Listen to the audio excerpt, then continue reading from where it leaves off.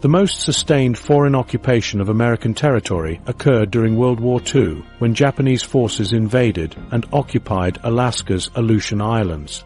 On June 6, 1942, Japanese troops landed on Kiska Island, followed by an invasion of Attu Island the next day. These weren't symbolic raids, but full military occupations that lasted over a year. The Japanese built airfields, established military bases, and held American territory from June 1942 until August 1943. It was the first foreign occupation of American territory since 1812, lasting over a year before US and Canadian forces retook the islands. During this period, foreign troops controlled roughly 2,000 square miles of American soil, proving that even during America's emergence as a global superpower, successful invasion remained possible. The Aleutian invasion succeeded through careful planning and America's inability to respond quickly to attacks in remote areas. The Japanese chose targets that were strategically valuable but difficult for American forces to defend effectively.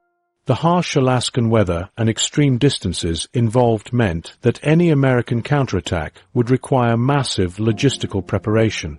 Japanese forces had time to establish defensive positions and prepare for the eventual American response, which didn't come until 1943. These historical invasions share common elements that modern defense planners cannot ignore. Each succeeded through surprise attacks that caught American forces unprepared. They exploited geographic vulnerabilities, whether the Chesapeake Bay approach to Washington, the porous Mexican border, or the remote Aleutian Islands. Most importantly, they demonstrated America's historical weakness in rapid response to unexpected threats in areas where military presence was limited.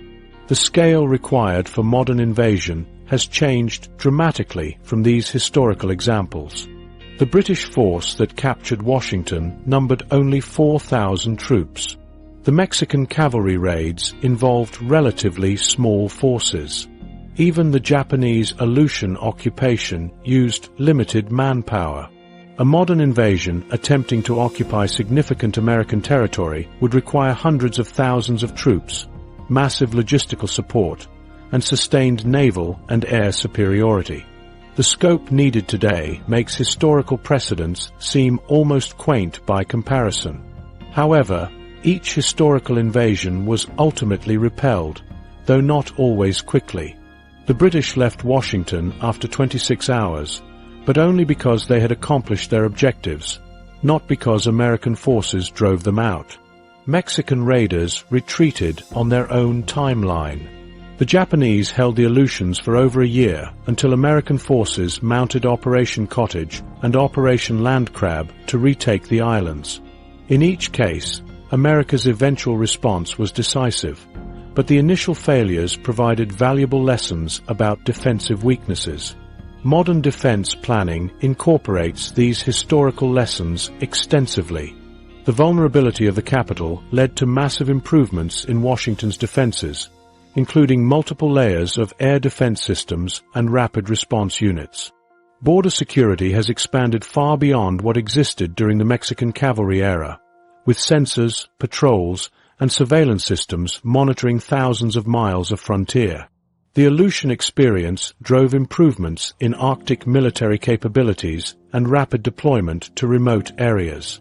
The question facing defense planners today is whether America's historical pattern of eventual successful defense would hold against modern military technologies. Hypersonic missiles can reach targets in minutes, rather than the hours or days it took historical invasion forces to approach American territory. Cyber warfare can disable defensive systems before physical forces even arrive. Space-based weapons can attack from directions that didn't exist during previous invasions. These historical precedents prove that successful invasions of American soil are not theoretical exercises for war colleges. They have happened repeatedly, and each time revealed specific weaknesses in America's defensive posture. Foreign forces have occupied the nation's capital, controlled border territory, and held strategic islands for extended periods. While none achieved complete conquest, Each demonstrated that America's defenses had critical gaps that enemies could exploit. The evolution from these historical vulnerabilities to modern defensive capabilities represents one of the most dramatic military transformations in history, yet the fundamental question remains whether massive financial investment automatically translates into effective protection. The $886 billion question: where America's defense money actually goes. Breaking down where that money actually goes reveals some surprising priorities that don't always align with homeland defense. America's 2025 defense budget of $850 billion is larger than the entire GDP of Switzerland, Belgium, and Ireland combined. To put this number in perspective, America spends more on defense than the next 10 countries combined. Yet military experts continue debating whether this massive investment actually makes the homeland safer. Personnel costs consume roughly $180 billion of the total, covering salaries, benefits, and health care for 1.4 million active duty service members. Operations and maintenance eat up another $290 billion, much of which goes toward keeping America's global military machine running rather than protecting American soil. Procurement spending accounts for approximately $168 billion, though significant portions fund weapon systems designed for overseas operations rather than homeland defense. Research, development, testing, and evaluation receives about $143 billion, representing America's investment in future military technologies. However, much of this research focuses on maintaining technological superiority in foreign conflicts, rather than addressing emerging homeland threats. Military construction gets roughly $11 billion, while family housing and other programs round out the remaining budget. The breakdown shows that only a fraction of the total spending directly supports protecting American territory from invasion. Over 750 U.S. bases overseas and 450 domestic sites consume over $50 billion annually in operations and maintenance, resources that could otherwise fund homeland defense. The cost of maintaining overseas bases runs into tens of billions annually, including facility maintenance, utilities, security, and logistics support.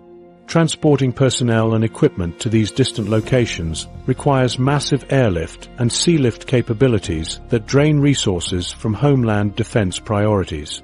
Comparing America's defense spending to potential adversaries reveals a dramatic financial advantage that should theoretically guarantee security. China's estimated defense budget of $230 billion represents roughly 1/4 of America's spending, while Russia's $75 billion amounts to less than 1/10. North Korea spends approximately $4 billion annually on defense, and Iran allocates roughly $25 billion. These numbers suggest that America outspends all potential adversaries combined by a factor of 2 or 3, creating what should be an insurmountable advantage. However, throwing money at defense problems doesn't automatically create better protection. The F-35 Lightning II program illustrates this principle perfectly. RDT&E spending falls by 10%, while procurement rises by 10%, reflecting the transition to buying these jets. While the F-35 represents advanced technology, its primary mission involves air superiority in foreign conflicts rather than intercepting invasion forces approaching American shores. The delays, cost overruns, and technical problems demonstrate how massive spending can fail to deliver proportional security improvements. The Littoral Combat Ship program provides another example of expensive failure. Originally designed to cost $220 million per ship, actual costs exceeded $440 million each.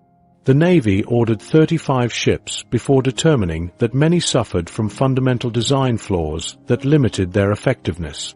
These ships were supposed to operate in coastal waters where they might defend against invasion forces, but technical problems reduced their actual defensive value significantly below their enormous cost.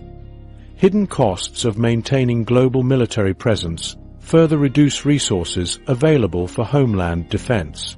Moving a single brigade combat team from the United States to Europe costs approximately $1.2 billion, including transportation, equipment, and setup expenses.